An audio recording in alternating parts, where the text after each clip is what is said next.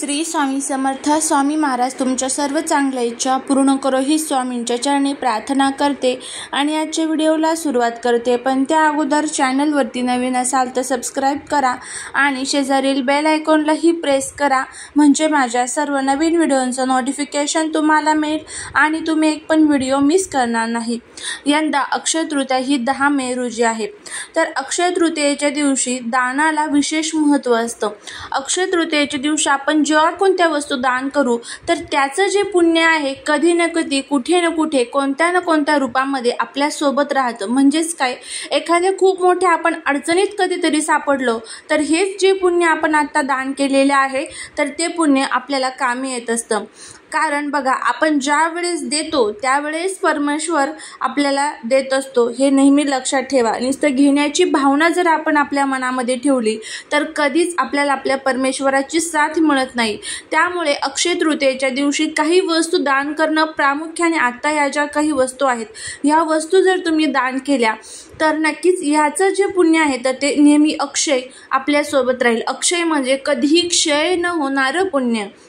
ह्या दिनाला म्हणजेच या अक्षय तृतीयेला खूप विशेष महत्त्व असतं. या दिवशी खूप छान छान योग तयार होत आहे. त्यामध्ये बघा, रवी योग हा दिवसभर असणार आहे, गजकेसरी योग आहे, लक्ष्मीनारायण योग आहे. असे हे छान छान जे योग आहेत, या योगामध्ये जर आपण काही दान केलं, तुम्ही विचार करा की आपल्यावरती आपल्या परमेश्वराची किती कृपा होईल ते. आणि घरामध्ये असणाऱ्या ज्या काही अडचणी आहेत तर त्या सर्व दूर होत असतात.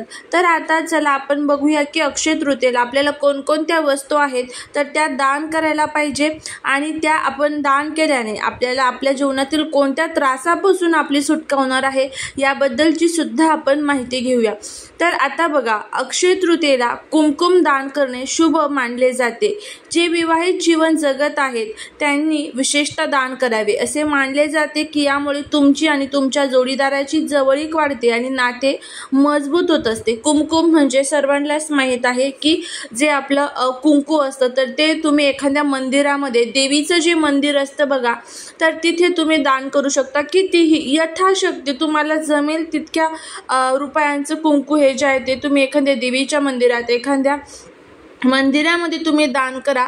खूप छान लाभ याचे आपल्याला बघायला मिळत असतात.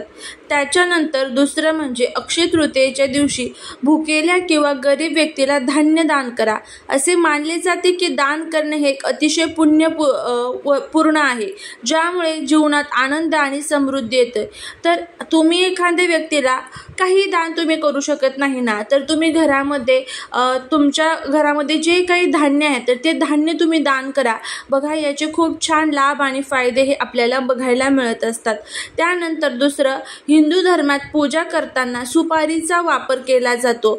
अक्षय तृतीयेच्या दिवशी सुपारी दान केल्याने सुख आणि सौभाग्य लाभते असे मानले जाते. असे केल्याने तुम्हाला आर्थिक लाभ होतो आणि जो आयुष्यातील त्रासही दूर होतात. तर ज्या ठिकाणी तुम्ही धान्य दान करणार आहात तर तिथे सुद्धा तुम्ही सुपारी सुद्धा दान करू शकता. कितीही यथाशक्ती तुम्हाला जमेल त्या पद्धतीमध्ये तुम्ही सुपारी दान करू शकता. नारळ दान केल्याने मनुष्य मोक्ष प्राप्त करतो असे मानले जाते. अक्षय तृतीयेच्या दिवशी हे दान केल्यास त्याचे अधिक लाभ होतात. असे केल्याने भगवान विष्णूंची विशेष कृपा ही आपल्यावरती होत असते. त्याच दिवशी अक्षय तृतीयेला आपण पाण्याने भरलेला कलश जो असतो तर तो सुद्धा दान करू शकतो. पाण्याने भरलेला कलश हा तो तांब्याचा सुद्धा असू शकतो किंवा मग छोट्यासा मातीचं जे मडकं असतं बघा, तर ते सुद्धा असेल तरीही चालेल. ते सुद्धा तुम्ही दान करू शकता. एखाद्या गरजवंताला तुम्ही दान करू शकता. आता सांगितल्या प्रकारे तुम्ही अन्नदान करा, वस्त्रदान करा किंवा मग आता गोशाळा असतात तर गोशाळेमध्ये तुम्ही चारा सुद्धा दान करू शकतात. तर अशा पद्धतीने ह्या ज्या वस्तू आहेत तर त्या तुम्हाला दान करायच्या आहे. आता किती दान करायच्या काय तसं काहीच नसतं. दानाला खूप महत्त्व असतं. मग ते तुम्ही कितीही करा. तुम्ही 1 रुपयाचं केलं ते 1 लाखाचं करा, 1 करोडाचं करा. तुम्ही किती दान करता याला महत्त्व नाही आहे, फक्त तुम्ही दान केलं याला महत्त्व असतं, हे लक्षात ठेवा. त्यामुळे जमलंच तर आवर्जून तुम्ही या दिवशी दान करा. बघा, जीवनामध्ये जे काही त्रास असतात आपले, या त्रासांना आपण खूप कंटाळतो, पण हेच त्रास कुठे ना कुठे प्रखर होऊन जातात. पण हे जे केलेलं दान आहे, हे दान कुठे ना कुठे कोणत्या ना कोणत्या रूपात आपली मदत करत असतं, हे नेहमी लक्षात ठेवा. त्यामुळे एखाद्या गरजवंताला, ब्राह्मणाला तुम्ही दान करू शकता. तुम्ही पैशांची मदत करू शकत नाही, तुम्ही तुमच्या घरातले गहू, तांदूळ, बाजरी दान करू शकता. कुठेही तुम्हाला जर एखादा गरजवंत दिसला तर त्याला दान करा, किंवा आता त्याला दान करणं शक्य नाही आहे ना, तर तुमच्या आजूबाजूला जिथे कुठे एखादं मंदिर असेल तर त्या मंदिरामध्ये तुम्ही दान करा. आता आपण अक्षय तृतीयेच्या पूजेमध्ये अक्षय पात्र भरत असतो, तर त्या अक्षय पात्रातले जे तांदूळ आहे तर ते आवर्जून एखाद्या मंदिरामध्ये दान करायचे असतात. याने कितीही वाईट संकट एखाद्या वेळेस तुमच्यावरती आलं तर हे नक्कीच लक्षात ठेवा की हे जे पुण्य आहे तर तेच आपल्यासोबत येत असतं. आपण किती पैसा कमवतो याला महत्त्व नसतं, तर आपण दान केलेल्या वस्तूंना महत्त्व असतं. ज्या वेळेस आपण देतो त्यावेळेसच परमेश्वर आपल्याला देतो, हे नेहमी लक्षात ठेवा. तर नक्की हा जो उपाय आहे किंवा ह्या ज्या गोष्टी आहेत तर दान करा. नक्कीच लक्ष्मीनारायणाची कृपा आपल्यावरती होईल आणि घर आपलं धनधान्याने, सुख समृद्धीने भरून जाईल.